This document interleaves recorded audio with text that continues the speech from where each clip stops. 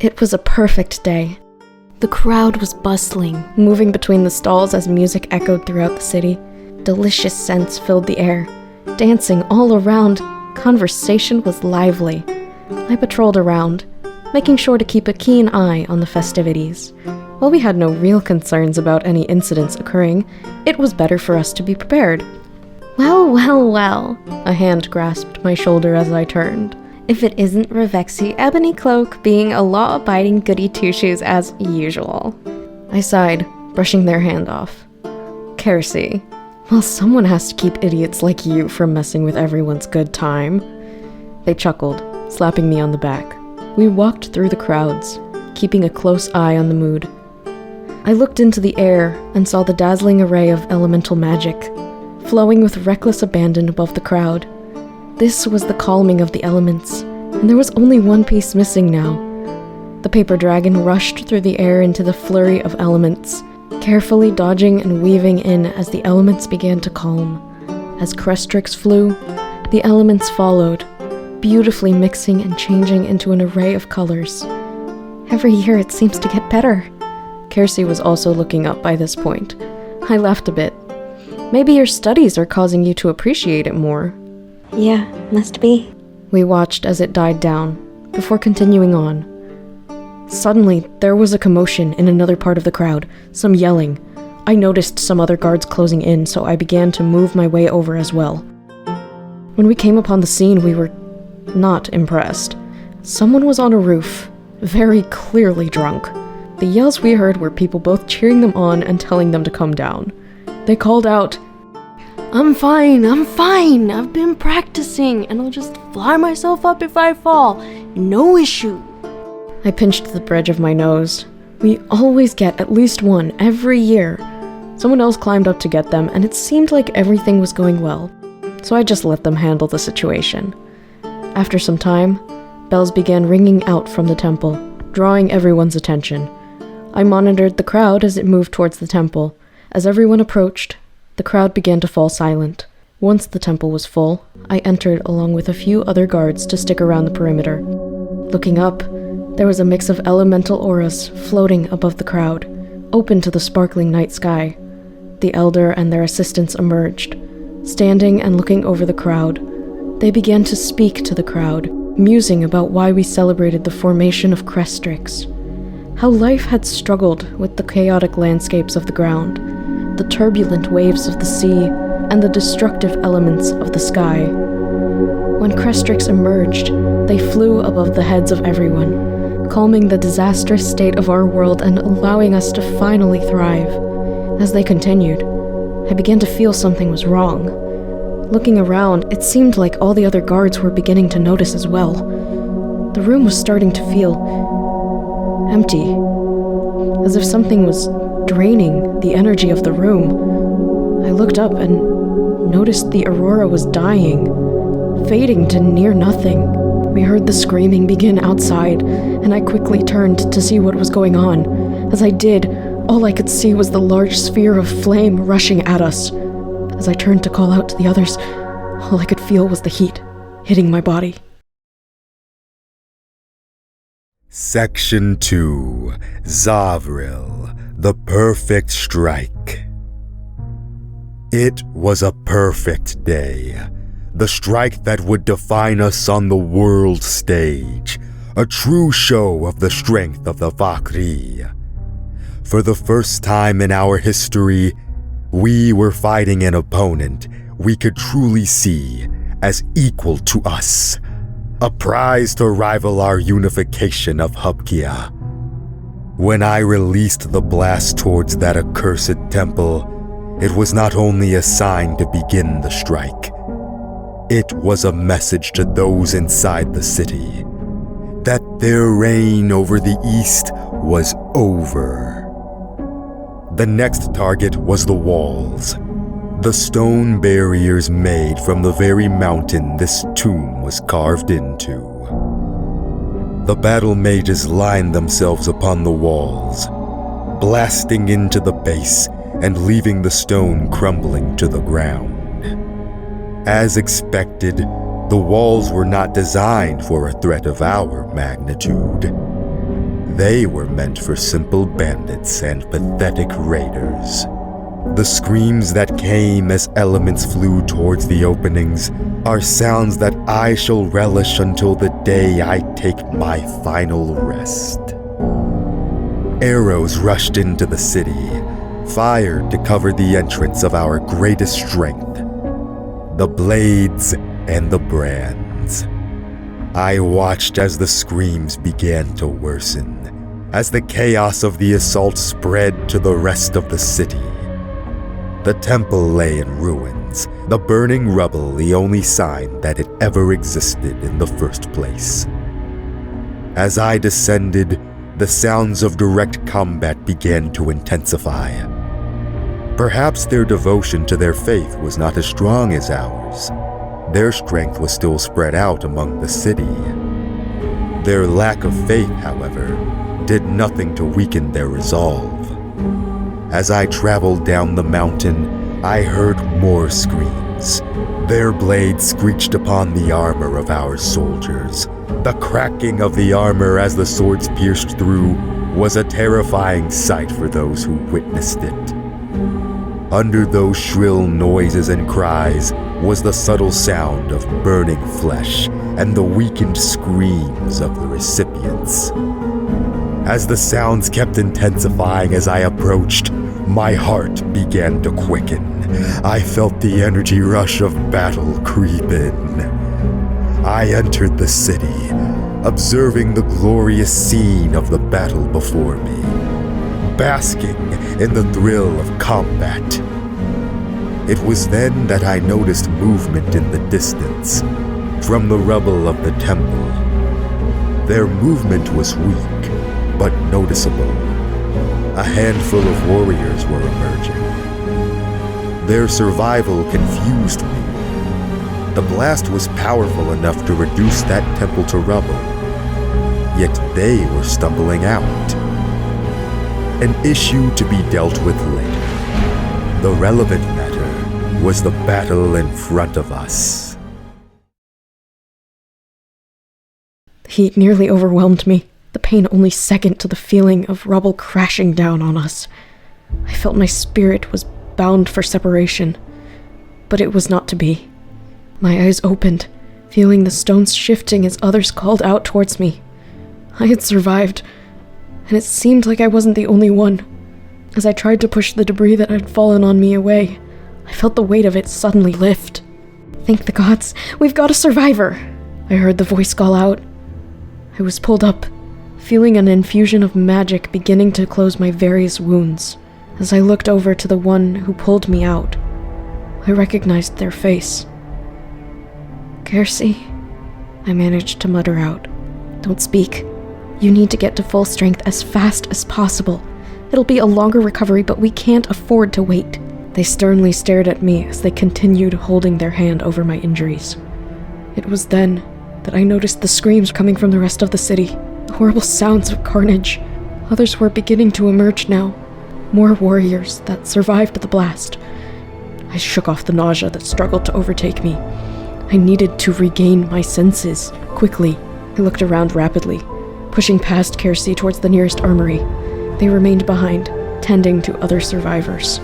I grabbed one of the blades from the armory, not my personal blade, but I didn't have time to be particular. Rushing out, a commander met with the group.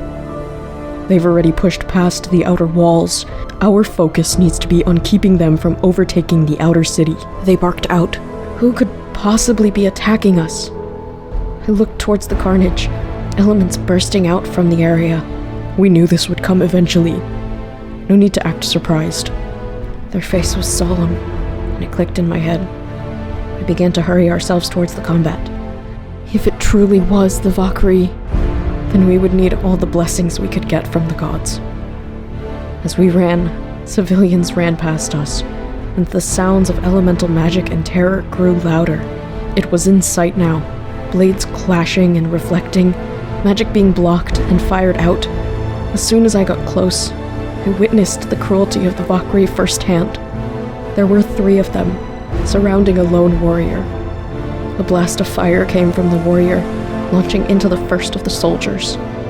The 2 others rushed past as the soldier fell, appearing to be nothing but a pile of burnt flesh and metal. They were on either side of the warrior, one blocking another fire blast while the other deflected the warrior's blade. The blade rushed towards the ward user as they launched a kick towards the other soldier. As this scene played out, a long brand rushed into the warrior.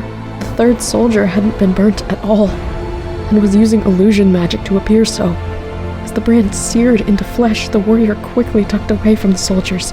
As they rolled, they shot their hand out towards the trio, but nothing emerged. It seemed they didn't even get the chance to feel surprised, as the soldiers were once again upon them. Their blades pierced into the warrior's throat and torso, and the body went limp. Our group froze, terrified by what we had just seen. Only after a few moments did I notice that our commander was screaming at us, rushing into the fray. I shook the sinking feeling I had off and joined them with the rest of the group. Knowing their strategy made it important for us to stay together, never allowing them to corner any of us alone. Blades clashed. We were taking care to deflect any attempted branding.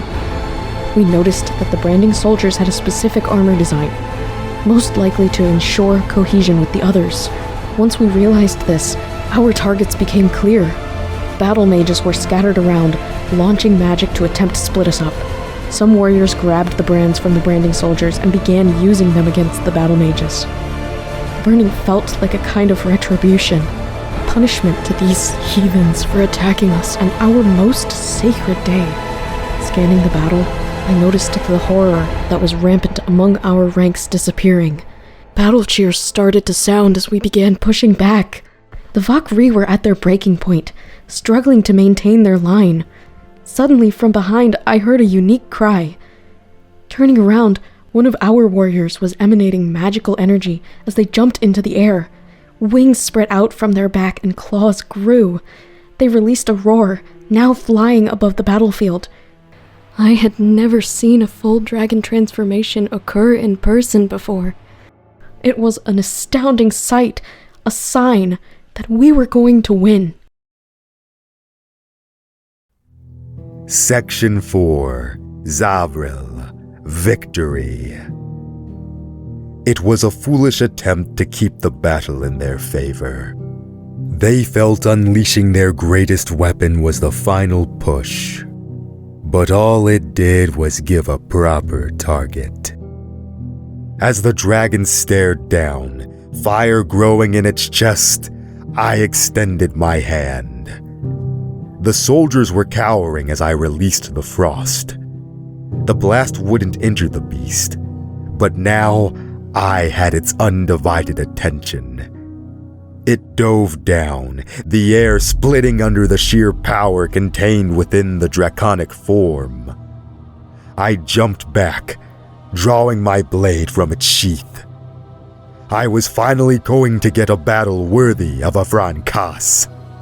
We charged towards each other. I was mere seconds away from the ever-widening jaws. I dove to the side, thrusting my blade into the creature's eye. The eye split as I slid underneath the wing. In one swift motion, I cut deep into the base of the wing. It fell limp to the ground. As the dragon elves realized what was occurring, they charged to support their dying comrade. Confident in my victory, I let out a blast of ice towards the interlopers, freezing them in place. Suddenly, I turned to feel the tail of the dragon launch me into a wall. A painful consequence of my overconfidence. It turned to face me, with fire once more glowing from its chest. Once more I extended my hand, ready to face the inevitable wall of fire it would unleash. The ice and fire clashed, pushing against each other. Both of us were struggling, but I began to emerge from the wall. I marched myself towards the fire, pushing it back further and further. Slowly, I felt the energy around me drain as their fire began to die. The ice overtook them, and they let out a final screech of pain. As my hand dropped, I witnessed the effect of my efforts. The dragon was completely overtaken by ice. The life in its eyes faded to nothing.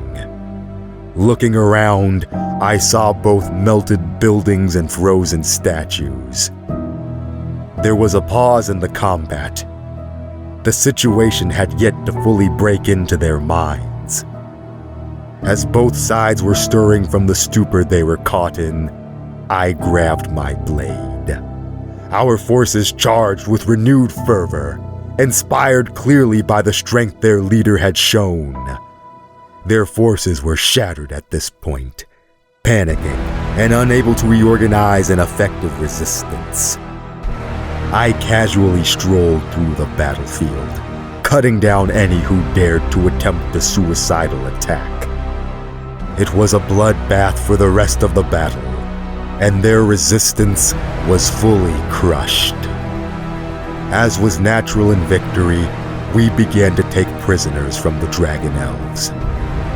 If this was how the largest city on their border fared, their entire civilization would quickly follow suit.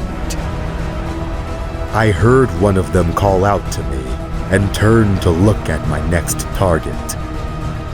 They were standing their ground, confident, considering the battle was already lost. I felt that if this warrior was intent on facing my blade, there was no reason for me to deny them.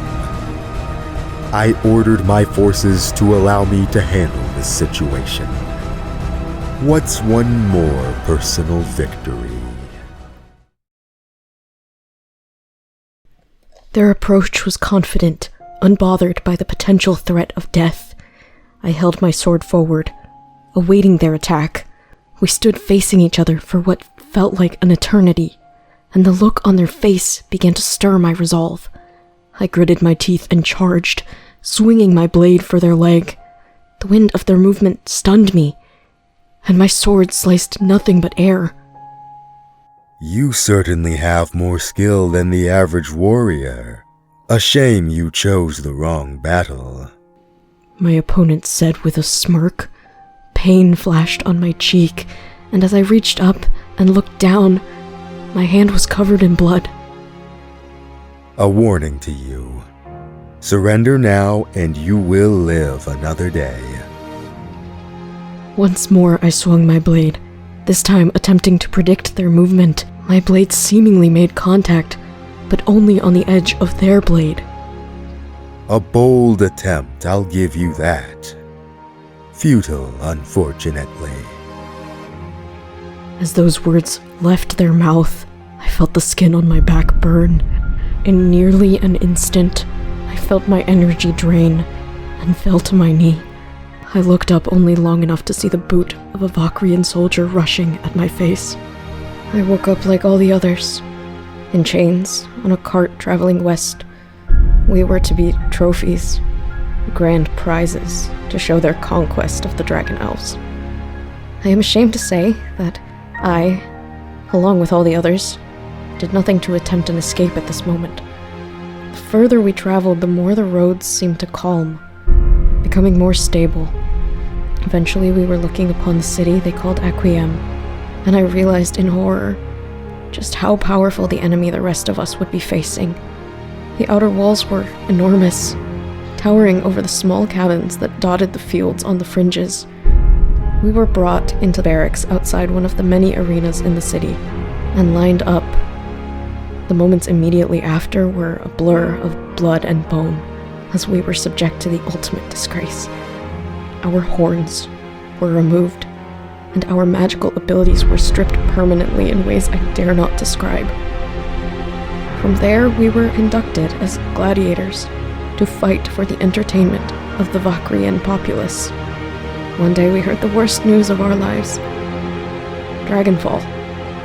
As soon as we heard that phrase, our hearts sunk. It could mean only one thing. The Dragon Elves were no more. I didn't know at the time, but what the Vaak'Ri were doing was much worse than I believed. This was no conquest, it was genocide. They described us as mindless brutes incapable of forming a proper civilization. They used it to justify their abuse. We would not be protected as the other gladiators were. For years, I endured this, losing many who became my family in captivity. We refused to lose our culture and identity, and found many outsiders locked in bondage with us who were interested. We allowed them to partake in our traditions, hoping that, if nothing else, our identity could endure through those who understood our pain. We began noticing the times of the year that our captors became more complacent and less focused. For months, we planned our escape, planning to retreat into the eastern mountains where the conditions would prevent a substantial response. When the time came, our plan was executed perfectly. We quietly slew the immediate guards and snuck our way through the winding roads of the city. Once we were out, we traveled light. We were lucky that foraging was an essential part of our lives growing up, as we could live in the countryside as we traveled. We reached Iokux and began climbing the mountains. Eventually, when we believed we would be safe, we encountered a small village of dwarves living in the mountains. We approached them and described our situation, imploring them to allow us to remain with them. After some discussion, they offered us something better. They would build us a separate village, higher in the mountains, that would only be accessible through their village. We would not only have our community, we would also be protected. We graciously accepted their offer. We live knowing one essential truth. The Vaak'Ri must fall eventually, and our greatest resistance shall be surviving to see that collapse. We shall never forget this tragedy, but we will not let it define us forever.